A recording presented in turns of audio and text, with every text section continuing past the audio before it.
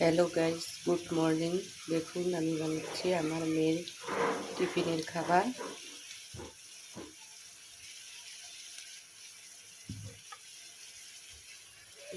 পানিটা আগে ফুটিয়ে নিয়েছি। এখন হচ্ছে গাজর আর আলুটাকে সিদ্ধ করে দেবো।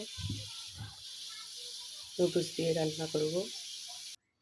এখন গাজর আর আলুটা আমার হালকা সিদ্ধ হয়ে গেছে। এখন আমি নুডলসটা সিদ্ধ করে নেব। দেখেন আমার পানিটা ফুটে গেছে। এখন নুডলসগুলো এর মধ্যে ঢেলে দেব। কালারটা সুন্দর দেখানোর জন্য এখানে একটু হলুদ অ্যাড করব।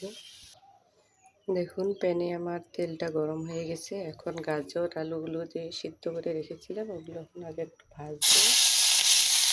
আজকে নিরামিষ নুডলস বানাবো।